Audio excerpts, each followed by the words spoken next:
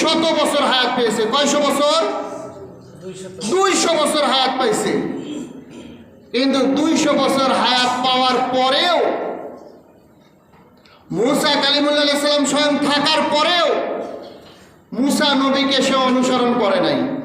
মূসা নবীর কোনো হুকুম মানে নাই, তার জীবনে কোনো নেক আমল নাই। কিন্তু এর পরেও দেখা যায় এই 200 বছর হায়াত পাওয়া ব্যক্তি, ফাসিক ব্যক্তি, ফুজ্জার ব্যক্তি, ওনার জীবনীতে একটা ঘটনা রয়েছে।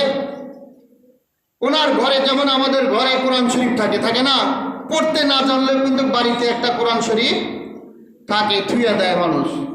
বছরে একবার বাইর করুক আর না বাইর করুক, এটা কিন্তু সুন্দর করে কাপড় দিয়ে ঢাইকা ঘরে তাকের মধ্যে রেখে দেয়, তাই না?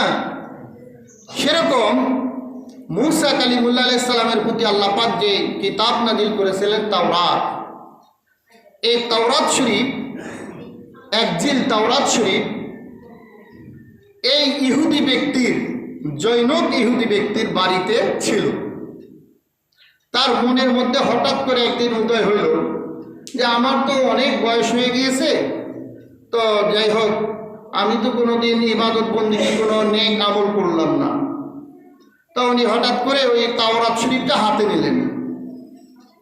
তাওরাত শরীফ হাতে নিয়ে উনি পৃষ্ঠা উল্টালেন। যখন পৃষ্ঠা উল্টালেন, পৃষ্ঠা উল্টানোর পরে উনি দেখতে পেলেন যে আখিরি নবী হাবিবুল্লাহ হুজুর পাক সাল্লাল্লাহু আলাইহি সাল্লাম, ওনার সানা সিফত, সুবহানাল্লাহ।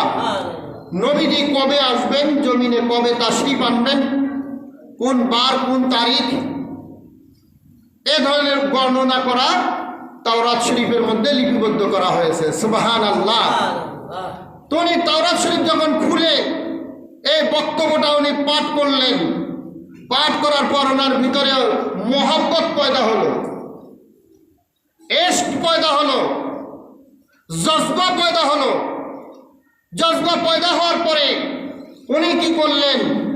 উনি বললেন যে আমার নবী যে জামানার মূসা কালিমুল্লাহ সালাম, ওনাকে তো আমি অনুসরণ করিই নাই, তা যেই নবী আসতেছে তাকেও তো আমি পাবো না, যার প্রশংসা আমি দেখলাম ওনাকেও তো আমি পাবো না, অনেক দেরি। তা যাই হোক, উনি যেহেতু আল্লাহর হাবিব, আল্লাহর বন্ধু, সেই জন্য আমি কি করি, উনি কি করলেন, ওনার সেই সানা সিফত, নবীজির নাম মুবারক, যে জায়গায় ওনার জন্ম বৃত্তান্ত মিলাদুন নবী সাল্লাল্লাহু আলাইহি সাল্লাম লিপিবদ্ধ, সেটা উনি চুমা খাইলেন, সুবহানাল্লাহ। চুমা খেয়ে যখন উনি এটাকে আদর করলেন, মহব্বত প্রকাশ করলেন, ভালোবাসলেন, আল্লাহ পাক রব্বুল আলামিন যিনি খালিক, যিনি মালিক, আল্লাহ পাক তার পিছনে এবং সামনে, 200 বছর ব্যক্তি যে হায়াত পেল, তার পিছনে এবং সামনে সমস্ত গুনাহ আল্লাহ মাফ করে দিলেন, সুবহানাল্লাহ।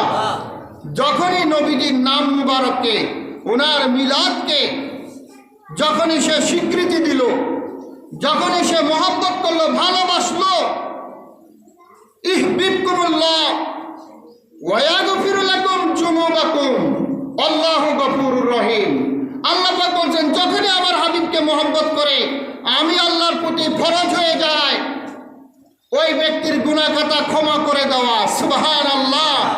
রহমত তার প্রতি নাজিল করা, সুবহানাল্লাহ বিহামদিহি। আল্লাহ পাক তাকে ক্ষমা করে দিলেন, আল্লাহর রহমতে, রহমত দিয়ে, রহমতের চাদর দিয়ে তাকে বেষ্টন করে নিলেন, সুবহানাল্লাহ। দেখা গেল ওই ব্যক্তি ইন্তেকালের পর আল্লাহ পাক জলিলুল কদর রসুল হযরত মূসা কালিমুল্লাহ আলাইহিস সালামকে ওহী করেছেন যে যান, ওই ব্যক্তি আপনি গোসল করাবেন, কাফন পরাবেন, জানাজা পড়াবেন, আপনি দাফন কাফন ছাড়বেন, সুবহানাল্লাহ। জলিলুল কদর রসুল, ওনাকে আল্লাহ আদেশ করেন, হুকুম দেন, ওহী করেন, যারা আমার নবীকে মহব্বত করবে, নবীকে ভালোবাসবে, নবীর মিলাদকে যারা চুমু দিবে, খুশি প্রকাশ করবে, তাদের জন্য এতটুকু কমপক্ষে নাজাতের ব্যবস্থা, সুবহানাল্লাহ। যে জলিলুল মোহাম্মদুর রাসূল দিয়ে তাকে কাফন দাফন জানাজার ব্যবস্থা করে কবরস্থ করে দিবেন। সুবহানাল্লাহ বিহামদিহি। তাহলে চিন্তা করার বিষয়।